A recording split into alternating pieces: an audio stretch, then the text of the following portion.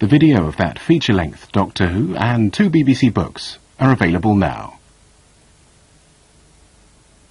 The year 2368. Come on, speak. Say again, old chap. It's happening! The project, Operation Lazarus. That head is going to outrate every damn show that we got.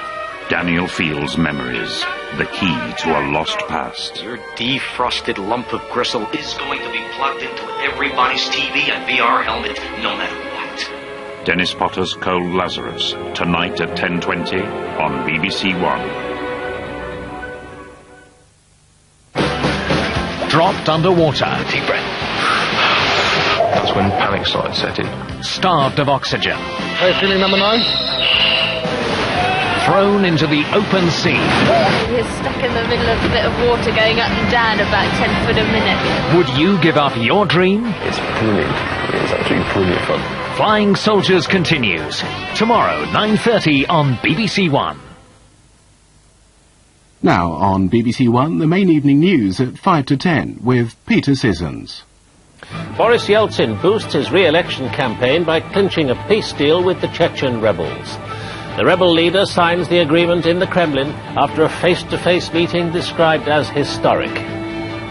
Here, the government assures mothers that baby milk is safe. And England find a new one-day hero as they beat India 2-0.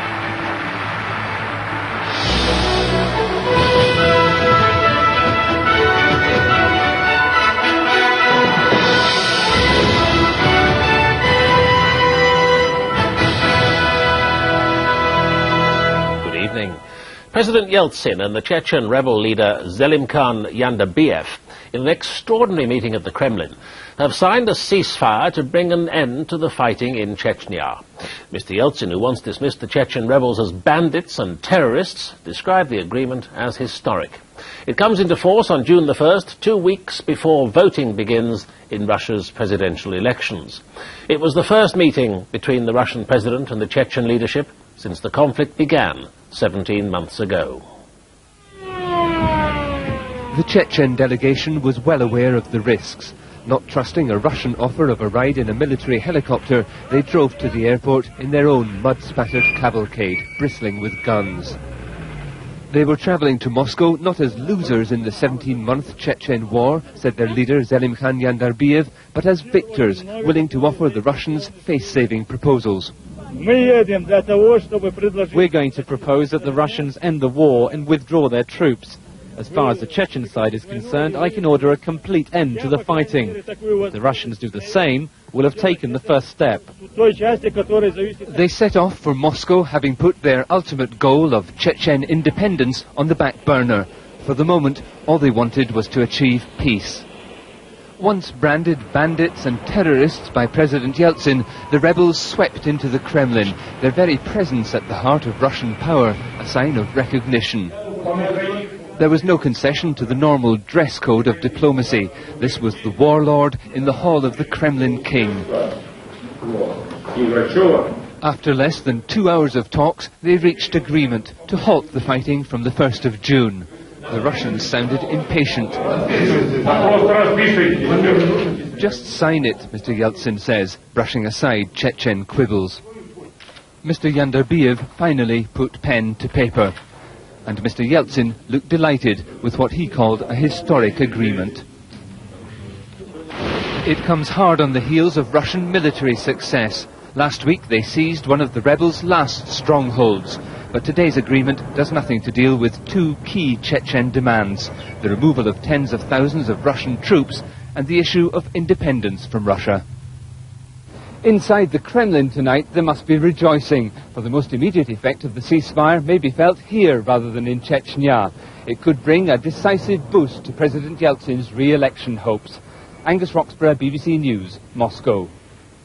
The government has sought to reassure parents about the safety of formula baby milk after a number of brands were found to contain potentially dangerous levels of chemicals that could cause infertility.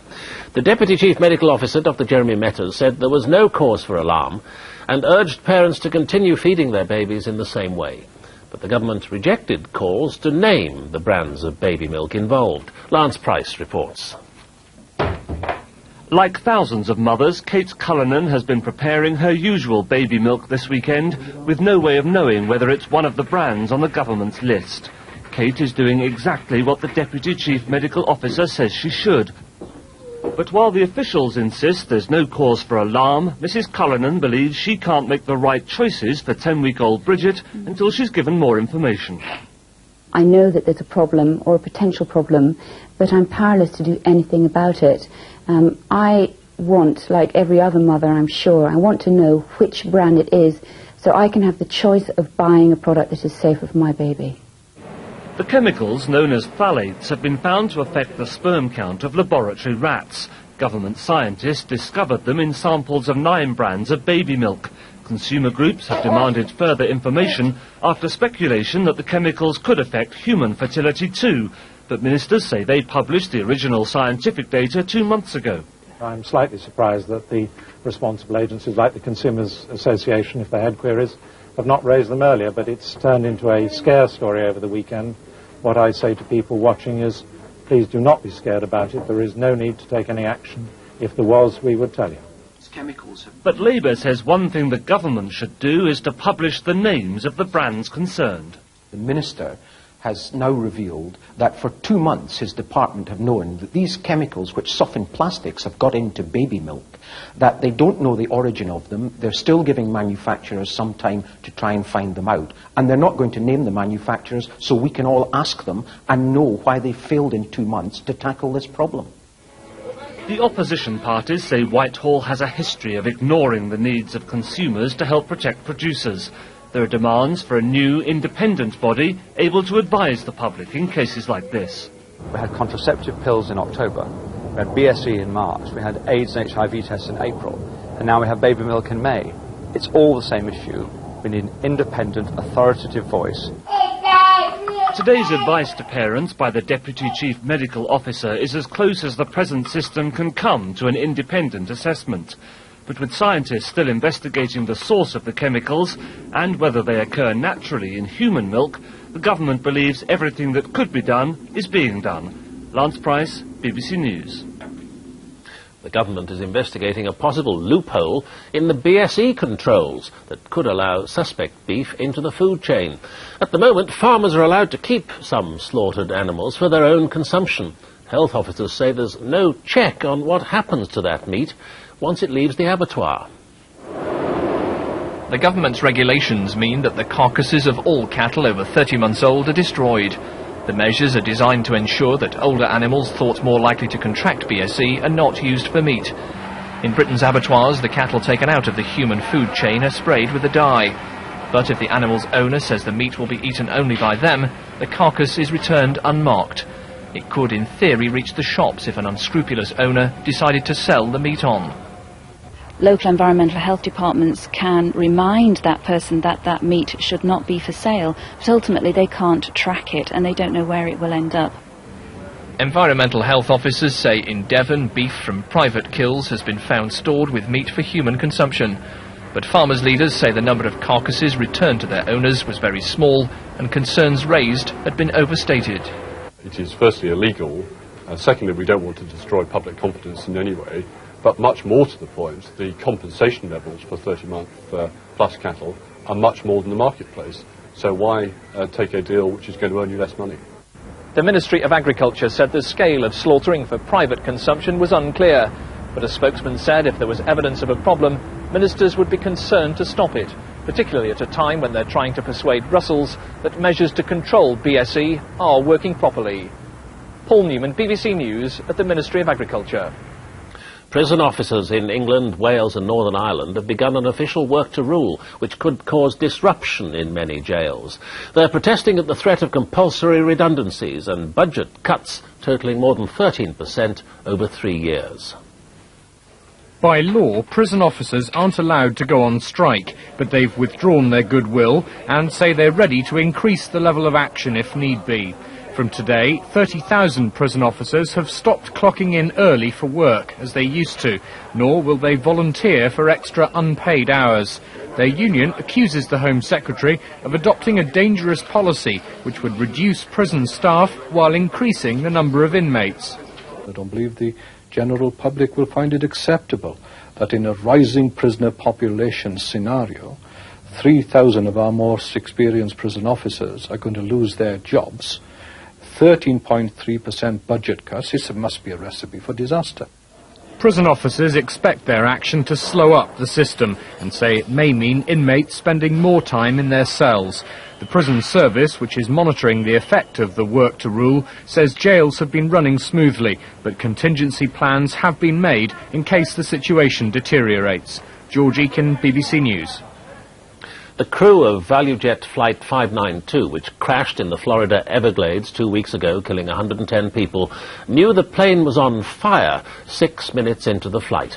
Investigators made the discovery after examining the plane's cockpit voice recorder, which indicates that fire broke out in the passenger cabin and that the crew were informed shortly after becoming airborne. On the last official day of campaigning before Israel's general election, the Prime Minister Shimon Peres has said that a victory for his rival, Benjamin Netanyahu, would bring a halt to the Middle East peace process. The latest polls suggest Wednesday's election will be an extremely close-run contest. The leader of Likud, Benjamin Netanyahu, is already giving a good impersonation of the man who won the election. He's still behind, just in the polls, but many Israelis think he did best in last night's debate, and he's a master of positive political spin. I would have preferred another 2 or 3 debates. I have a feeling Mr. Peres doesn't, but I'm very happy with the result. I think we're going to win. Shimon Peres led Labour to 4 defeats in the 70s and 80s, and even in front of key voters like Russian immigrants, sometimes the strain of a desperately close campaign shows. His strategy is to stay above the battle, to look presidential. He's tried, with some success, to shed his old vote-losing image as a manipulator. I don't have any plan to lose. Are you optimistic? Thank you. I am optimistic very much, so yes. This has been a low-key campaign. It hasn't reflected the bitterness of the split between right-wingers, who believe that Israel has to get much tougher to make a secure peace, and leftists, who think that government's compromises are the only way ahead. Israelis are exhausted after the traumas of the last 6 months. The Prime Minister's been assassinated, 59 people have been killed by suicide bombs, and there's been a war in Lebanon. Now, with campaigning over, they have a day left to decide which way to vote in an election which will shape the future of the Middle East for a generation. Jeremy Bowen, BBC News, Jerusalem. Detectives in Cardiff have tonight renewed their appeal for information about a 17-year-old French student who's been missing since the early hours of Saturday morning. There have been reported sightings of Fanny Paltor in the city centre, but police say she may be too frightened to come forward. Fanny Paltor went missing in the early hours of Saturday after spending the evening at a nightclub in the centre of Cardiff. She was seen getting into a car with 5 young men, thought to be strangers, after she'd flagged it down. The 17-year-old language student, known as Nina, speaks halting English and had little money on her. The police were called in after she failed to turn up for her job as a waitress at the hotel where she's also been living since she arrived in Wales 6 weeks ago. She's usually a fun-loving girl who likes to go out, but then she's always back for work. She's never been there for work. And obviously we're all very worried about her, her friends, her colleagues at work. And we just wish it should return as soon as possible, or anybody that knows, to let the police know as soon as possible so she can come back. I'm very worried and I'm very surprised because I know Nina since 9 years and never she do something like that. Several people have told police they saw Nina in the city centre on Saturday. 2 of those sightings have been confirmed, and it's thought she may be too frightened to come forward. But detectives are very anxious to hear from Nina or anyone who knows where she might be. Tim Hirsch, BBC News, Cardiff. India's Hindu BJP government, which has been in power for less than 2 weeks, faces a vote of no confidence tomorrow. In Parliament today, around 2/3 of MPs pledged they vote against the government, which is likely to be replaced by a left-wing coalition.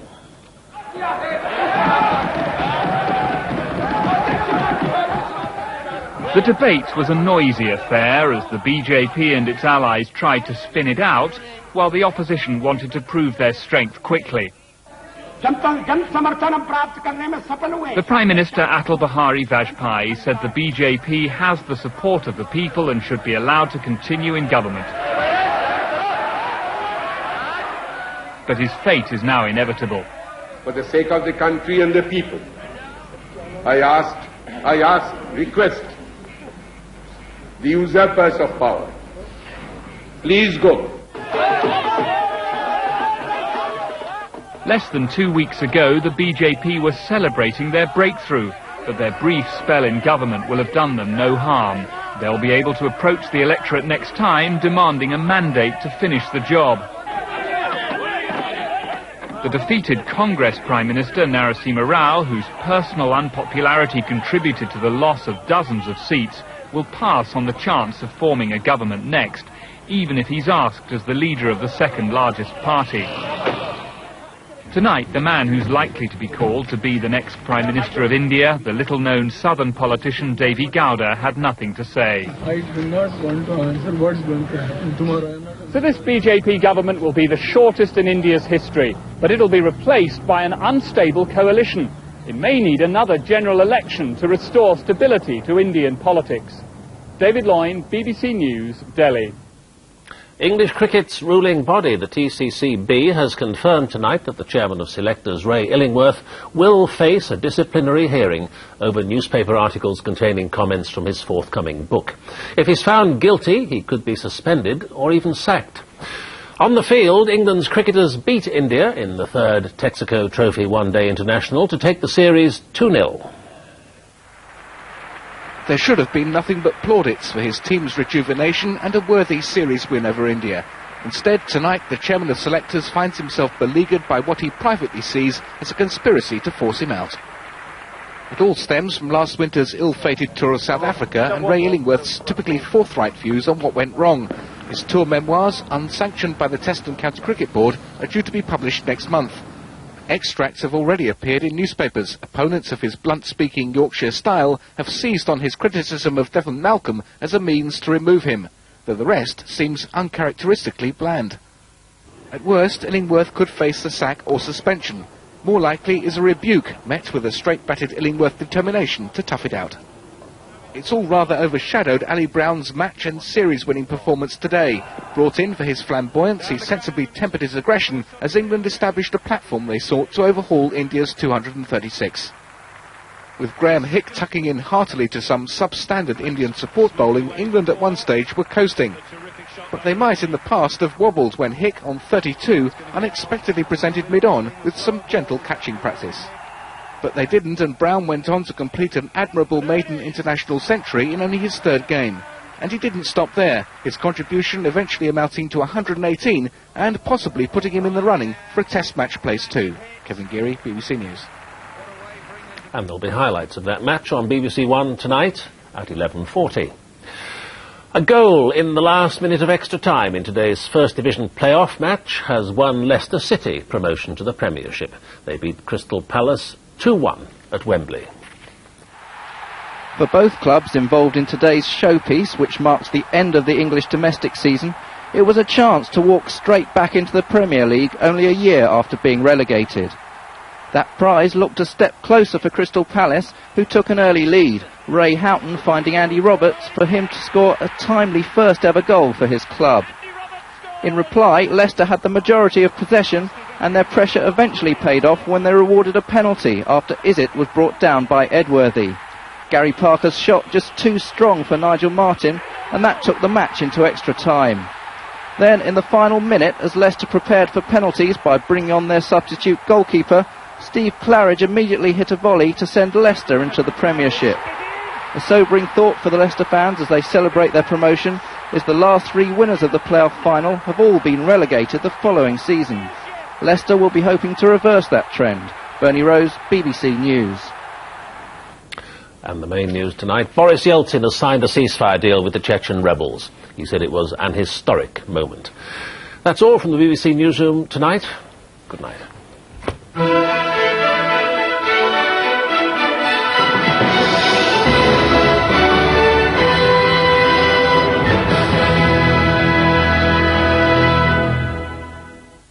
BBC One's extra coverage of the cricket means our film Donovan's Reef will now be shown later than planned at 12:15.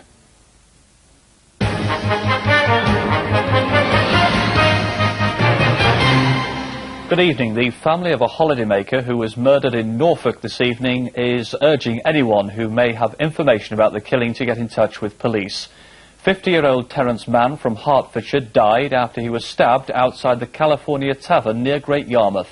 Mariam Isimdar reports. Detectives investigating the murder say they've been so inundated with callers, they've now had to set up 2 phone lines to deal with those offering information. Officers want to speak to 2 people, a man who's been likened to the 70s TV character Cat Weasel. He has a very distinctive appearance with long grey hair, a beard, tattoos and earrings. He's thought to be in his 50s or 60s.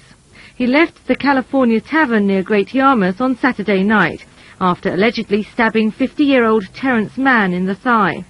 The victim from Boreham Wood in Hertfordshire died later in hospital. The knife had severed an artery. Police say the man left in a small black or white car with a woman in her 30s.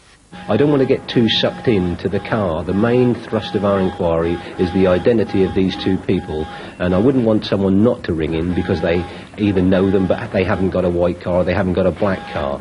If you think you know the identity of these people, please ring us and tell us who you think they are. Anyone with information is being asked to contact the incident room in Great Yarmouth. Drivers of heavy goods vehicles in Norfolk have been staging a slow protest over the cost of fuel. They say VAT increases on diesel are costing jobs and putting some small haulage firms out of business. Over 40 drivers turned up at Bill Watling and Sons near Attleborough to stage the slow drive, drawing attention to what they say is the effect of a VAT increase on diesel in last November's budget of 4.5p a litre. This firm laid off 5 drivers a month ago and say since the increase their fuel bills have gone up by £6,000 a month. That's actually wiped our profits completely out. We haven't made any profit since November 1995, and we are making a number of changes to try and get back into profit, but we're finding it very difficult. It's the small hauliers, not the very big people. It's us little people, and we have far more vehicles in all these little fleets, right down to single owner drivers, than all the big people put together. But once we get lost, once we go, we'll be at the mercy of the big people. The drivers plan further action next month. They say if it isn't effective, they may run their vehicles on the cheaper agricultural red diesel for 1 week to underline their case. In cricket, Northants lost their county championship game at Taunton by 4 wickets. Kirtley Ambrose dismissed Mark Lathwell and Andy Hayhurst, but Somerset reached their target for the loss of 6 wickets. Essex drew their match away to Derbyshire, and tomorrow Northants play Kent in the quarter-finals of the Benson and Hedges Cup. That's all from us. If you're going to the cricket, let's hope the weather is rather better than it was today. Now the national prospects with Peter Cockcroft. Good evening. Skies may be clear at the moment, but the next batch of wet weather is racing across the western horizon, showing up quite clearly on the Atlantic satellite sequence.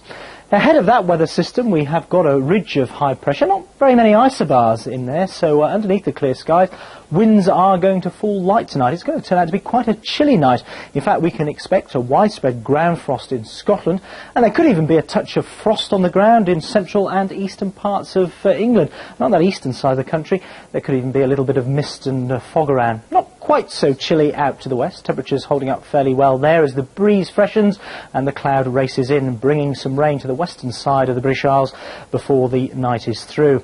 Now, these weather fronts are going to spread their rain across the country tomorrow. Could be a little bit of dry and bright weather for a time in the morning on the eastern side, but eventually the rain will move across for the afternoon. I think by that time the heaviest of the rain should have moved out into the North Sea. We could even see some drier, brighter weather just to the east of the Welsh Mountains in parts of the Midlands, and during the afternoon some brighter skies just working their way into the far northwest of the British Isles. Now, with those weather fronts around, the cloud and the rain, the temperatures probably only around 15 or 16 across England and Wales, a 14 or a 15 Northern Ireland, southern Scotland, around about 10 Celsius up in the far north in Orkney and Shetland. That weather front won't have finished with us on Wednesday, wobbling around in the south.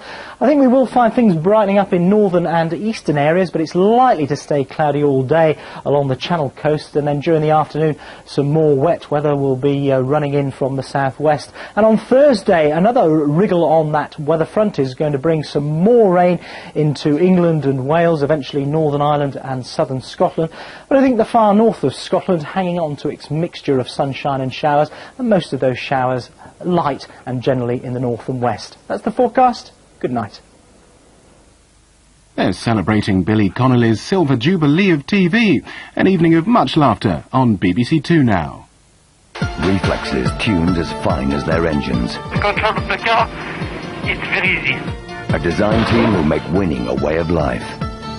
And for £10 million, a car for which there is no second prize. QED investigates the formula for Grand Prix success. Wednesday at 10:20 on BBC1. I'm surprised you've not been here before. This is where the cool people hang out. Desperate times call for desperate means. How could I have been so stupid? Don't know how you could have been so stupid. Cardiac Arrest, tomorrow at 10 on BBC1. Now on BBC1, the sequel to Karaoke. The year is 2368 and a group of scientists are trying to revive Daniel Field's frozen brain. Dennis Potter's final work, Cold Lazarus, contains strong language. No one can know what will happen from one moment to the next in a cyberspace. Not even the space maker. Well, I was about to write a screenplay about virtual reality and cryogenics. A deeply frozen brain, iced up with frozen memories. You woke a part of me that knew the words but didn't know the song. You should certainly think in terms of getting your affairs in order. 3 days. Juliant. Deep freeze.